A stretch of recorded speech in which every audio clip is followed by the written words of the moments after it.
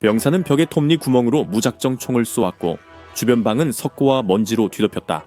그는 손을 떨며 소총의 새 탄창을 힘껏 끼웠다. 그의 전우들은 나치의 총알과 파편에 갈기갈기 찢기며 그의 곁에 쓰러졌다.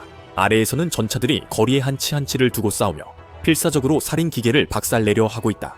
몇 마일 떨어진 곳에서 아돌프 히틀러는 지하 피로 벙커에 숨어 유혈 사태를 피하며 구원할 유령 군대를 기다렸다.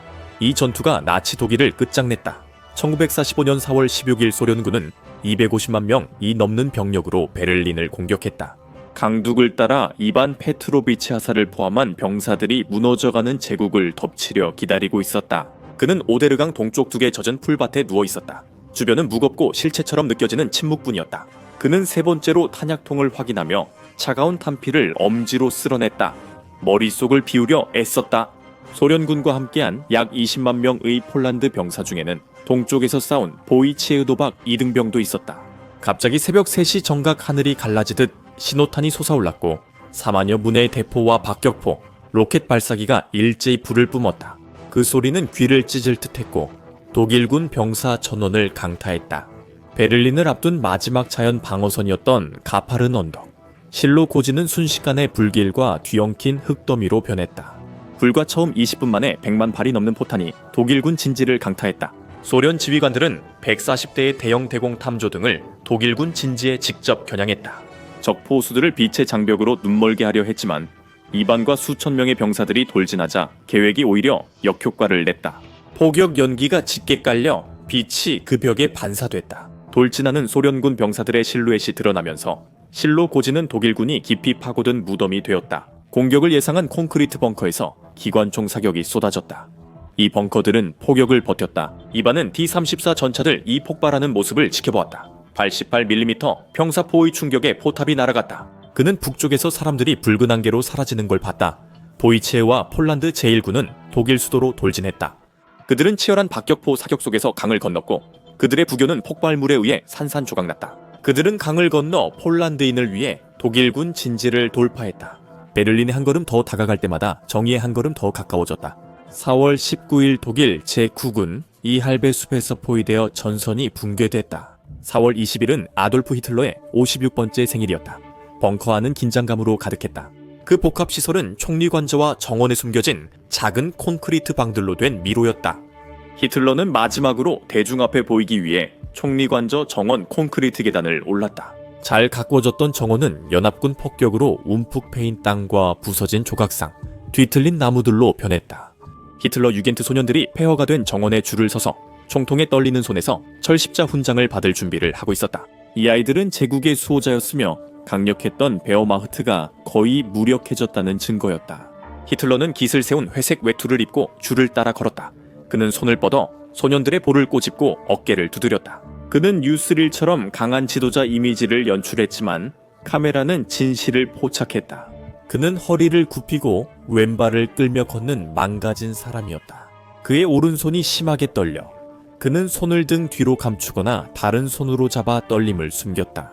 그는 소년들에게 베를린은 독일 도시로 남을 것이며 그들이 미래라고 말했다. 그가 계단을 내려갈 때 첫 소련 포탄이 시내에 떨어지기 시작했다. 그것은 붉은 군대가 퓨러에게 준 생일 선물이었다. 도심의 넓은 티어가르텐 공원에서 흙과 나무 조각이 분수처럼 폭발했다. 벙커 안에서는 나치 고위 관리인 괴벨스, 히물러, 괴링이 모였지만 분위기는 긴장감으로 가득 차 있었다. 히틀러는 음식을 거의 먹지 않고 멍한 시선으로 뱅크 군대와 슈타이너 방역 이야기를 시작했다. 그는 이 군부대들이 마치 신선하고 강력하며 소련군을 물리치고 국경을 되찾을 준비가 된 것처럼 말했다. 크랩스 장군 등은 군화를 바라보며 히틀러의 격앙된 말 사이 불편한 침묵을 지켰다. 그들은 진실을 알고 있었다. 슈타이너는 병력이 없었고 빙크는 방어선을 목숨 걸고 지키고 있었다. 4월 22일 가혹한 현실에 부정은 완전히 무너졌다. 이반과 부대는 도시 외곽에 도착해 공장과 전차역, 아파트 단지를 돌파하며 싸웠다. 저항은 조직적이지 않아 오히려 더 위험했다. 그들은 훈련된 군인이 아닌 사냥총과 1차 세계대전 권총을 든 노인, 수류탄을 든 여성들로 구성된 폴크스트롬과 싸웠다. 모든 창문과 지하실이 잠재적 위협이었다. 이반은 거리 자체가 죽음의 함정이라는 것을 빠르게 깨달았고 그래서 소련군은 거리에서 싸우는 대신 전술을 바꾸었다. 그들은 건물 안을 이동하며 벽에 구멍을 내고 거실에서 부엌과 침실로 옮겨 다녔다. 이반은 어느 가족의 식사가 아직도 식탁 위에 반쯤 남아있는 식당에서 전투를 벌이게 되었다. 벙커 안에서 수류탄과 총검으로 가정적인 풍경이 깨지면서 현실이 점점 크게 다가왔다. 히틀러는 슈타이너 장군의 공격만을 기다리며 그것이 베를린을 구할 것이라 믿었다. 그는 모든 것을 공격에 걸고 철수 명령과 제국군의 후퇴도 허락하지 않았다. 그러던 중 보고가 들어왔고 크랩스 장군은 슈타이너가 공격을 시작하지 않았다는 소식을 전해야 했다. 슈타이너에겐 병력, 연료, 탄약이 모두 부족했다. 방 안은 완전한 침묵에 휩싸였다가 마치 진공 상태처럼 느껴진 뒤 결국 폭발이 일어났다. 히틀러는 화를 낸 것이 아니라 완전히 무너졌다. 그는 나무 탁자에 주먹을 내려 연필과 지도를 흩뿌렸다. 그는 배신당했다며 장군들을 겁쟁이, 배신자, 실패자라 불렀다. 그의 목소리는 갈라지며 포효에서 흐느낌으로 변했다. 그가 독일 국민들이 자신을 실망시켰고 군대가 자신에게 거짓말을 했다고 소리치며 분노를 쏟아내는 동안 전쟁은 이미 패배로 끝나고 있었다. 방 안의 참모들은 얼어붙어 그를 쳐다보지 못했고 문 밖에 비서들인 트라우델, 융게 등은 그의 말을 모두 들었다. 얇은 나무문 너머 그는 의자에 주저앉아 작고 패배한 모습으로 매우 늙어 보였다. 그리고 그는 떠나고 싶은 사람은 누구든 떠나도 된다고 말했다. 하지만 그는 베를린에 남을 것이며 자신의 운명을 그곳, 자신의 수도의 폐허 속에서 맞이하겠다고 했다. 그날 밤 쥐들이 가라앉는 배에서 도망치기 시작하듯 탈출이 시작되었다. 고위 관리들은 보물과 문서를 채 싣고 비행장으로 급히 떠났다. 하지만 벙커 아래에는 이상하고 어두운 가족이 남아있었다. 요제프 괴벨스 선전부 장관은 아내와 6 자녀를 벙커로 데려왔다. 아이들은 콘크리트 폭도에서 놀며 웃음소리가 차가운 벽에 메아리 쳤다. 그들은 벙커를 동굴이라 불렀다. 그리고 그들은 경비병들과 게임을 하며 놀았다. 그들이 아돌프 아저씨라고 부르던 남자가 모든 것의 종말을 계획하고 있다는 사실을 전혀 알지 못한 채였다. 이때 베를린은 돌과 철로 가득했고 소련군과 폴란드군은 건물과 방마다 점령해야 했다. 이반의 부대는 도심을 방어하는 원형을 이루는 고가 통근 열차 노선인 S반 링을 향해 진격하고 있었다. 독일군은 기차역을 요새로 만들고 창문을 부순 뒤 매표소에 기관총을 뒀다. 이반은 알렉산더 플라츠 근처 백화점에 들어서며 분대의 모퉁이 확인 신호를 보냈다. 실내는 초현실적이었다. 폭발로 쓰러진 마네킹들은 희미한 불빛의 시체처럼 보이고 발다리는 기묘하게 뒤틀려 있었다. 에스컬레이터에서 기관총 사격이 유리 진열장을 산산조각냈다. 이반은 화장품 카운터 뒤로 몸을 던지며 필사적으로 엄폐할 곳을 찾았다. 그들은 란제리 코너를 지나 주방용품 코너까지 싸워나갔다. 그들은 위층 정리에 화염 방사기를 썼다. 액체 불꽃이 어두운 구석을 밝히고 열기는 방 건너편에서도 피부에 물집이 생길 만큼 강했다. 보이체우와 폴란드 군대는 북쪽에서 진격하며 티어가르텐에서 SS 전차 사단 잔여 병력과 맞섰다. 킹타이거 전차들이 골목에 주차되어 좁은 거리를 매복에 활용했다. 보이체우의 사단은 중전차 없이 전차 사냥꾼 전술을 활용했다. 그들은 폐허 아파트 계단을 올라 발코니에서 킹타이거 전차 상부 장갑에 대전차 수류탄을 투하했다. 그것은 정말 무서운 일이었다. 한 번의 실수, 단 1초의 망설임이 곧 죽음을 의미했지만 보이체우는 그럴 가치가 있다는 것을 알고 있었다. 도시 곳곳 점령된 건물에 폴란드 국기가 개양됐을 때 전기와 수도는 끊기고 기반 시설과 배관은 폭탄에 파괴됐으며 식량도 부족했다. 여성들은 잠시 폭격이 멈추자 거리로 나가 죽은 말에서 고기를 잘라 가족을 먹이려 저격수의 총알도 감수했다. 4월 28일까지 피로벙커는 세상과 완전히 단절됐고 잡음 섞인 불안정한 무정이만이 유일한 통로였다. 히틀러는 복도를 왔다 갔다 하며 발을 질질 끌고 기적이 오기를 기다리고 있었다. 그러나 그 기적은 오지 않았다. 보좌관이 조심스레 다가와 히틀러에게 로이터 통신 보고서를 건넸다. 하인리히 힘러, SS의 수장이자 히틀러가 충성스러운 자라고 부르던 인물이며 공포 국가의 설계자인 그는 서방연합군과 항복 협상을 시도하고 있었다. 힘러는 목숨을 구하려고 독일을 미국과 영국에 넘기겠다고 제안했다. 히틀러는 얼어붙어 얼굴이 창백해졌다. 괴링은 앞서 권력을 잡으려 했었다. 하지만 힘러는 진정한 신봉자여야 했다. 힘러마저 믿을 수 없다면 모두가 자신을 모함하고 있는 걸까? 히틀러는 벙커 안에 있던 힘러의 대리이자 에바 브라운의 처남인 헤르만 피게라인을 바라봤다. 피게라인은 돈과 보석이 든 가방을 들고 평상복으로 도시를 빠져나가려다 붙잡혔다. 히틀러는 피게라인을 정원으로 끌고 가 벽에 서라고 명령했다. 갱단식 처형이었고 제국 통제력을 잃은 남자의 폭력이었다. 보성의 총성은 거의 묻혔지만 그 배신은 히틀러의 마음에 의심을 심었다. 힘러는 마지막 절박한 순간을 위해 청산가리 캡슐을 제공했지만 이제 힘러는 그 독이 진짜인지 의심했다. 그게 속임수거나 그를 모스크바 감옥에 가두려는 진정제가 아니었을까? 힘러는 꼭 알아내야 했기에 실험 대상이 필요했다. 그는 사랑하는 점원 셰퍼드 블론디를 바라보았다. 그 개는 힘러가 아끼는 몇 안 되는 생명체였다. 그는 개 조련사 프리츠 토르노에게 명령했다. 히틀러는 참지 못하고 방을 나갔다. 잠시 뒤 블론디는 욕실 바닥에서 죽었다. 히틀러는 독이 진짜이고 탈출구가 안전하다는 점에 만족했다. 그는 자신에게 진정으로 충성했던 동물이 차가운 타일 위에 꼼짝없이 누워있는 모습을 바라보다가 아무 말 없이 자리를 떠났다. 그러나 잠시 후 그는 무너져 내렸다. 4월 29일까지 소련군은 라이히스타크 공격을 준비했다. 하지만 그곳에 도달하기 위해서는 슈프레 강을 건너 모트카 다리를 점령해야 했다. 이 다리는 병목 지점이었고 독일군이 트램, 철조망, 폭약으로 봉쇄한 철과 돌로 이루어진 견고한 방어선이었다. 이반의 부대는 첫 번째 공격대의 일부였다. 밤이었지만 하늘은 불타는 건물들로 인해 밝게 빛나고 있었다. 공기는 스탈린의 오르간, 즉 카투샤 로켓의 굉음으로 가득했다. 그들은 다리를 향해 돌진했지만 그것은 학살이었다. 반대편에 있던 독일군 기관총이 다리 위를 샅샅이 훑었고 병사들은 슈프레 강이 차가운 물속으로 굴러떨어졌다. 이반은 부서진 트램을 기어올랐고 총알이 얼굴 앞 금속에 튀어 불꽃이 일었다. 그는 총열이 달아오를 때까지 기관 탄총을 쐈다. 그들은 조금씩 전진하며 반대편의 교두보를 확보했고 그곳은 외교 구역이었다.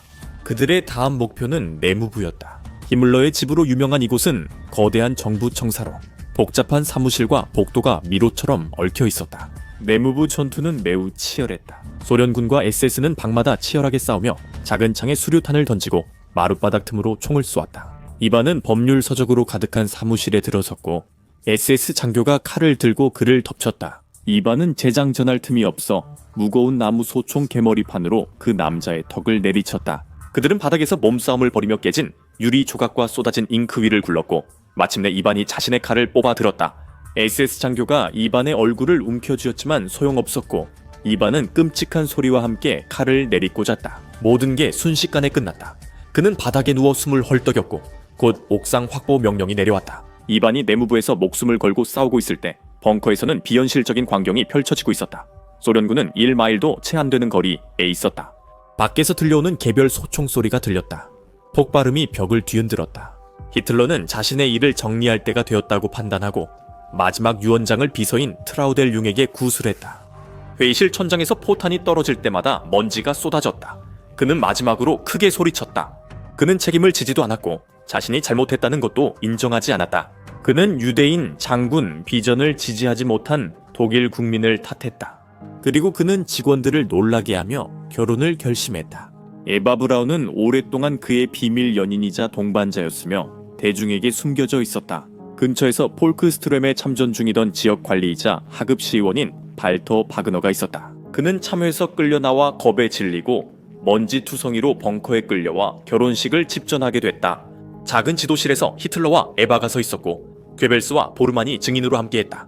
그들은 혼인증명서에 서명했다. 에바는 처음엔 에바 브라운이라 썼다가 B를 지우고 에바 히틀러로 썼다. 이후 벙커 복도에서 샴페인과 샌드위치로 조용히 피로연을 했지만 누구도 웃지 않았다.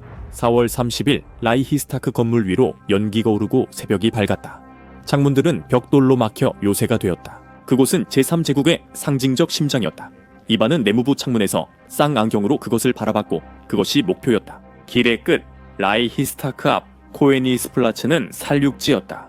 잘린 파이프 물에 잠기고 참호들이 교차했다. 오른쪽엔 저격수들로 가득한 크롤 오페라 하우스와 뒤에 거대한 동물원 플라크 타워가 솟아있었다. 그곳에 128mm 대공포들은 소련 포병을 직접 겨냥해 낮춰져 있었다. 소련 포병대는 수십 문이 포로 집중 사격을 퍼부었고 포격이 계속되자 건물 전면이 무너지기 시작했다. 그리고 보병들이 돌격했다. 이반은 지늘게 발이 빠지면서 달렸고 그의 주위에서는 병사들이 쓰러져 갔다. 플락타워에서 날아오는 납탄에 쓰러지며 공기는 파편으로 가득했다. 이반은 대전차 참회에 몸을 던지자 주위 물이 붉게 변했다. 그들은 계단에 도착해 수류탄으로 문을 폭파했다. 전투는 건물 안에서 잔혹한 근접전으로 이어졌다. 그들은 복도, 집회실, 침수된 지하실에서 싸웠다. 공기는 연기와 칼, 삽, 맨손으로 싸우는 남자들의 비명으로 가득했다. 이반은 머리가 잘린 대리석 조각상 뒤에 몸을 숨겼다. 독일 병사가 위쪽 발코니에 나타나자 이반은 난사하며 사격을 시작했다. 독일 병사는 난간을 넘어 대리석 바닥에 떨어졌다. 그들은 옥상으로 계단을 올랐다. 4월 30일 저녁 소련 정찰병들이 정상에 올랐다. 돔은 강철과 유리에 뒤틀린 뼈대만 남아 하늘이 보였다. 그들은 사격을 피해 몸을 낮추고 난간 끝까지 기어갔다. 그곳에서 그들은 망치와 낫이 그려진 붉은 깃발을 펼쳤고 연기 자욱한 하늘 아래 병사들은 환호했다. 그것이 신호였다. 라이스탁 위에 깃발이 휘날린다는 것은 나치 독일의 심장이 멈췄다는 뜻이었다. 붉은 깃발이 라이스탁 위에서 바람에 펄럭였다. 벙커 분위기가 달라졌다. 그날은 4월 30일 오후였다. 아돌프 히틀러는 마지막 식사를 위해 자리에 앉았다. 그는 비서들과 함께 담담하고 거의 무심한 태도로 가벼운 토마토 소스를 곁들인 스파게티라는 소박한 점심을 먹었다. 그는 러시아군이 가까이 있고 잡히면 우리에 갇혀 모스크바 거리를 끌려다닐 것임을 알고 있었다. 그는 그런 일이 일어나게 두지 않을 생각이었다. 식사를 마친 후 그는 복도에서 가장 가까운 참모들을 불러 모았다. 마그다 괴벨스는 눈이 붉게 부어오른 채로 앞으로 달려와 무릎을 꿇고 마지막으로 그에게 도시를 떠나 탈출을 시도해달라고 애원했다. 히틀러는 차갑고 생기없는 눈으로 그녀를 바라보며 천천히 고개를 저었다. 그는 자신의 시종 하인츠 링게와 SS 부관 오토 군샤를 돌아보며 조용히 구체적인 명령을 내렸다. 자신의 유해를 어떻게 처리할지에 관해서 그는 스탈린이 찾을 수 있는 흔적을 남기고 싶지 않았다. 그는 에바 브라운과 함께 무리를 떠나 자신의 서재 철문 쪽으로 걸어갔다. 무거운 문이 닫혔다. 자물쇠가 금속 소리를 내며 잠겼다. 5월 1일 221로 바뀌었다. 수주간 이어진 폭격이 점차 줄기 시작했다. 이반 페트로비치는 브란덴부르크 문 근처 잔해 뒤에 웅크려 전진 명령을 기다렸다. 그는 소총을 쥐고 귀가 울리는 채로 다음 포격을 기다렸지만 끝내 오지 않았다. 대신 폐허를 달리는 확성기 트럭에서 지치고 무너진 독일인의 갈라진 목소리가 흘러나왔다. 바이들링 장군은 모든 저항을 즉각 중단하라고 명령한다.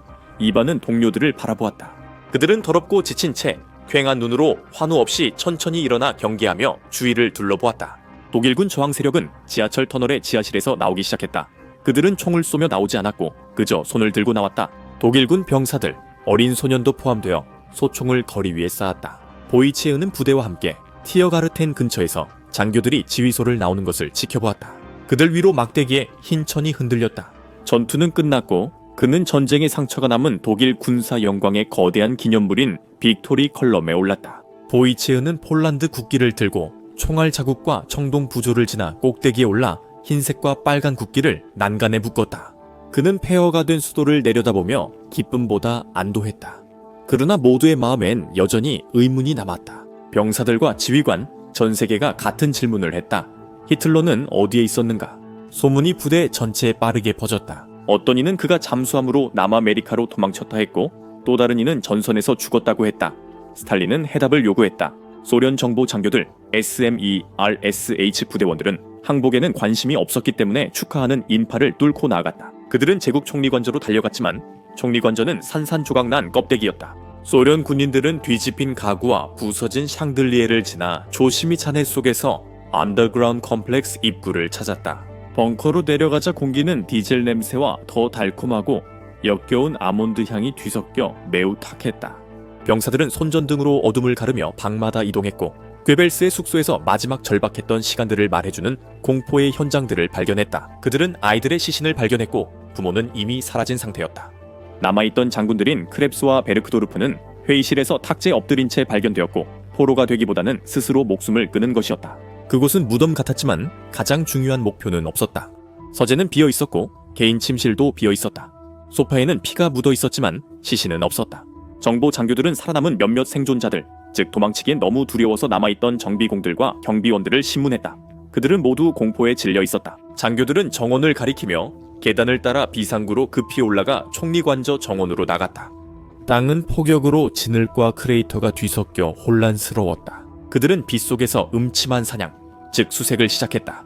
그러다 벙커 출구 근처의 포탄 구덩이 안에서 한 병사가 땅이 파헤쳐진 흔적과 불에 탄 자국, 그을린 땅, 탄 조각천, 그리고 휘발유 냄새를 발견했다. 그들은 땅을 파기 시작했다. 유럽은 폐허가 되었고 재건과 상처 회복에는 오랜 세월이 필요했다. 1945년 5월 총성이 멈추고 수용소가 해방되며 악몽이 끝났다.